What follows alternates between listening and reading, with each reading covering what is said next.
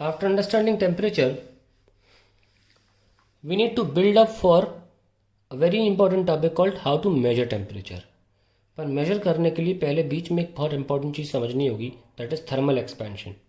वजह बताऊंगा बाद में. लेट्स मेंटेन दैट सस्पेंस कि हम थर्मल एक्सपेंशन सडनली बीच में क्यों पढ़ा रहे हैं. ठीक है, थर्मल एक्सपेंशन एक तो सिलेबस में भी है, वो तो है ही, लेकिन टेम्परेचर को बीच में रोक के थर्मल एक्सपेंशन क्यों आ गया सामने, इसके बारे में पता चलेगा बाद में. पहले इस पर ध्यान देते हैं. थर्मल एक्सपेंशन, इसका डेफिनेशन क्या होता है? What is thermal expansion?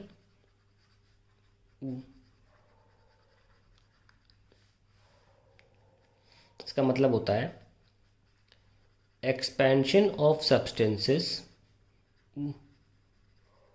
फिर चाहे वो लिक्विड हो, गैस हो, सॉलिड हो, due to rise in temperature is called thermal expansion.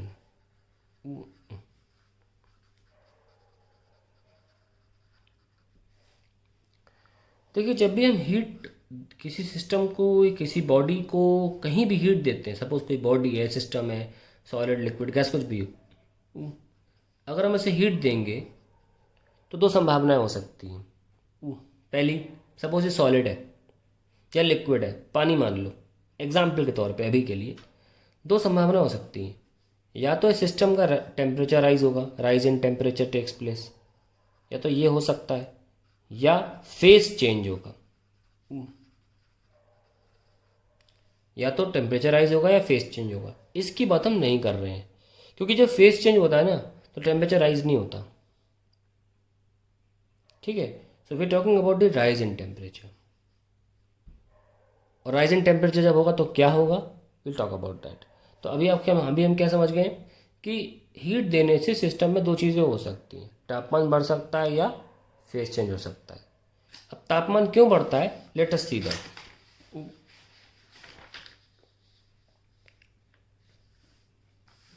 Suppose ये हमारे पास सॉलिड है एक, और इसमें एटम्स काफ़ी क्लोजली स्पेस्ड होते हैं, बेचारों के पास जगह नहीं होती मूव करने की. ठीक है, तो हम जब इसको हीट देते हैं, जगह तो होती नहीं है इनके पास, तो बेचारे एटम्स अपनी जगह पर वाइब्रेट करने लगते हैं. You can also call it oscillatory motion. तो आप बस अपनी जगह पर वाइब्रेट करते हैं, ऐसे वाइब्रेट करते हैं ना, ऐसे वाइब्रेट करते हैं अपनी जगह पर. तो इसको बोलते हैं कि atoms are agitating, atoms are agitated. Heat देने की वजह से एटम्स एजिटेट करने लग गए, तो वी कॉल दिस फिनोमिना या situation as thermal agitation. Thermal, हर चीज़ की डेफिनेशन लिखवाऊंगा मैं, ध्यान से देखिएगा. तो when heat is given, the atoms are under thermal agitation, which means random oscillation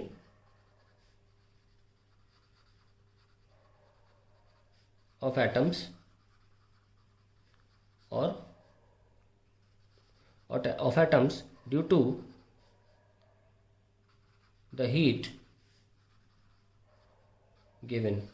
और ऐसा हुआ भी क्यों? क्योंकि हीट देने से काइनेटिक एनर्जी राइज होगी, है ना, और वो जगह तो है नहीं हिलने के लिए, तो अपनी जगह पर ही वो बेचारे ऑसिलेट करते रहेंगे. तो मैंने वो लिख दिया कि थर्मल एजिटेशन है, सॉलिड की बात कर रहा हूँ, random oscillations of atoms due to the heat given, या कलेक्शन ऑफ एटम्स भी बोल सकते हैं, एक साथ मूव कर रहे हैं छोटी सी जगह पर. तो इसकी वजह से जो एनर्जी आती है एक बॉडी में due to the agitation of the atoms, we call that agitation energy. Agitation energy जो नोटिस किया जाता है कि ऑब्वियसली विद टेम्परेचर बढ़ती है, तो एजिटेशन एनर्जी को मैं अगर, या थर्मल एनर्जी जो एटम्स की है, वो ऑब्वियसली प्रोपोर्शनल टू टेम्परेचर है. तो टेम्परेचर बढ़ाने से ये एजिटेशन और बढ़ता है, और धीरे धीरे एजिटेशन कैसे एक्सपेंशन में तब्दील होता है बॉडी की, उस पर हम बात करते हैं अभी. ठीक है, तो आई होप आपको इतने बात समझ में आ गई होगी कि जब आप सब्सटेंस को हीट दोगे तो एटम्स के पास जगह नहीं है, तो बेचारे अपनी जगह पर ऑसिलेट करेंगे. उस ऑसिलेशन की वजह से एजिटेशन एनर्जी रिलीज होती है और वो टेम्परेचर से डायरेक्टली प्रोपोर्शनल है। ठीक है, अब इसके बाद क्या कहानी होती है, how giving heat is resulting into change in the length, area, volume, जो भी है, एक्सपेंशन की बात कर रहे हैं ना हम, वो कैसे होता है वो अब समझते हैं। तो अब पूरी प्रक्रिया को देखते हैं हो क्या रहा है 7-8 स्टेप्स में, बहुत ध्यान से देखें। ये हमारा सब्सटेंस है, आपने इसको हीट दिया तो क्या हुआ, सब्सटेंस का टेम्परेचर बढ़ा। वो थर्मोमीटर से चेक हो सकता है ना, टेम्परेचर राइज। फिर इससे क्या हुआ, एजिटेशन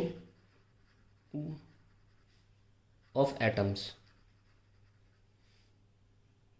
है ना, जिसका मतलब होता है random oscillations, random oscillations of atoms, ये हम बोल सकते हैं। रैंडम ऑसिलेशन की वजह से होता क्या है, देखिए ध्यान से, कि हमारा जो सॉलिड है उसमें एटम्स बहुत पास पास हैं, और ऑसिलेशन की वजह से क्या होता है कि ये एटम जो है ये इधर जाता है और ये वाला एटम इधर जाता है, तो ये टकरा जाते हैं। एक जब राइट जाएगा दूसरा लेफ्ट जाएगा, टकराएंगे। तो ऑसिलेटरी मोशन के बाद होता क्या है, देखना, पूरी पूरी प्रोसेस है, लाइन से चल रही है। हीट दिया, तापमान बढ़ा, ओके, जिसकी वजह से एजिटेशन ऑफ एटम्स हुआ, मतलब रैंडम ऑसिलेशन ऑफ एटम्स, जिसकी वजह से we can call inter particle, आपस में inter particle collision occurs, and it increases as heat is increased, temperature बढ़ेगा और एजिटेशन होगा, increases as heat is further increased। तो अभी 4 प्रोसेस हो गई, हीट दी, टेम्परेचर बढ़ा, एजिटेशन ऑफ एटम स्टार्ट हुआ, मतलब रैंडम ऑसिलेशन स्टार्ट हुआ, जिसकी वजह से इंटर पार्टिकल कोलिजन हुआ। मैंने बताया क्यों। अब कोलिजन होगा तो टकराएंगे, एक दूसरे से टकराएंगे तो क्या होगा, एक दूसरे को फोर्स के कारण डिफॉर्म भी तो करेंगे, तो स्ट्रेन आएगा, ये सुन लो, तो फिर स्ट्रेन आएगा। तो लिखेंगे due to collisions force of particles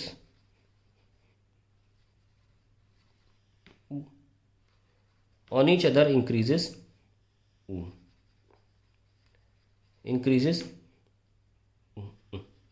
and the particles come under stress,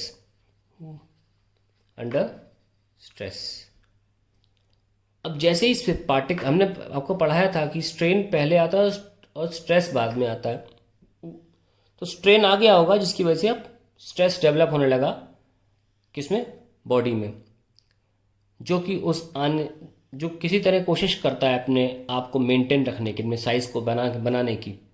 तो अब स्ट्रेन तो आ गया, लेकिन जैसे जैसे आप हाइट बढ़ाते हो स्ट्रेस बढ़ता है और फाइनली बॉडी अपने आप को मेंटेन नहीं रख पाती। as we know with stress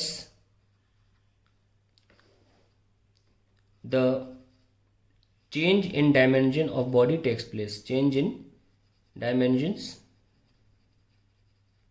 with stress developed, ऐसे लिख सकते हैं, as we know with stress developed the change in dimensions of body takes place, और फाइनली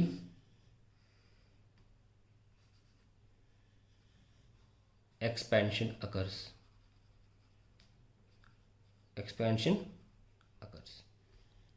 ऐसे इस प्रोसेस के थ्रू एक्सपेंशन होता है।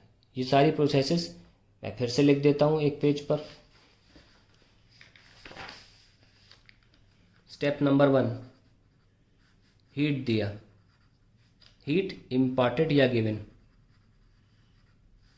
फिर क्या होगा, step number 2, temperature increased. Step number 3, क्योंकि एजिटेशन एनर्जी या थर्मल एनर्जी जो होती है वो टेम्परेचर से डायरेक्टली प्रोपोर्शनल है। Hence agitation increases that is oscillatory motion of atoms increases। फिर आया स्टेप नंबर 4। ऑसिलेट होगा तो मान लीजिए दो एटम्स हैं, एक ऑसिलेट होकर यहाँ जाएगा 2 और फॉर मोशन, तो मान लीजिए 2 कर रहा हो, ये लौट रहा हो, तो टकराने का संभावना है। तो इससे क्या होगा, कोलिजन बिटवीन, अब मैंने जगह नहीं है, इंटर पार्टिकल लिखना चाहिए था, collision between particles takes place. इस कोलिजन की वजह से क्या होता है, strain and hence stress develops. और अब जानते हैं कि स्ट्रेन आने से चेंज इन डायमेंशन की संभावना बढ़ जाती है, डेवलप्स। और फाइनली हम कह सकते हैं क्या हुआ, dimensions of body begin to change.